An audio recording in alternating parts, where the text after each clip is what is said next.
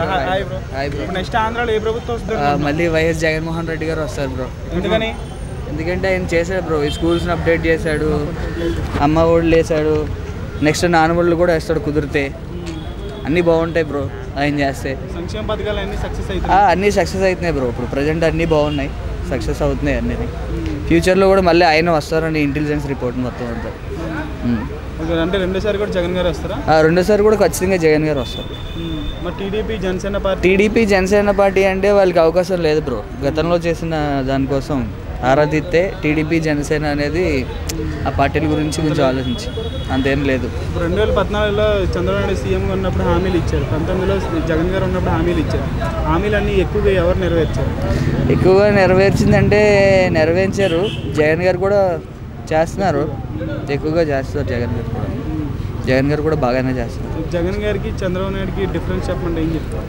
ఈ government school పట్ల బాగా డెవలప్ చేయడం ఇవన్నీ. చంద్రబాబు నాయుడు గారు ఉన్నప్పుడు గవర్నమెంట్ స్కూల్స్ అలాంటి డెవలప్మెంట్ లేదు. రూరల్ ఏరియాలో కూడా జగన్మోహన్ రెడ్డి అనే ఆయన బాగా డెవలప్ చేశారు. పోయినసారి 150 సీట్లు వచ్చినాయి వైసీపీకి, భారీ విజయం వచ్చింది. ఈసారి ఎన్ని వస్తాయి? ఈసారి కూడా ఇంచుమించు అంతే రావచ్చు. బాగా చేసే ప్రభుత్వానికి అందరూ ఓట్లేసి గెలిపిస్తారు భయ. టీడీపీ జనసేనకి అన్ని రావా? 20 సీట్లు కూడా రావా? ఏమో రావచ్చు రాకపోవచ్చు, అది ప్రజా ఓటు దానిపైన ఉంటుంది కనిపిస్తుంది. ఓకే, సో ఒక్కడే వస్తున్నాడు, మరి ఇంతమంది కూటమి పార్టీలుగా వస్తున్నాయి, గెలుస్తాడంటారా జగన్? జగన్ గెలవచ్చు భయ్య. కార్యకర్తలు సింహం సింగిల్గా వస్తుంది అని అంటున్నారు.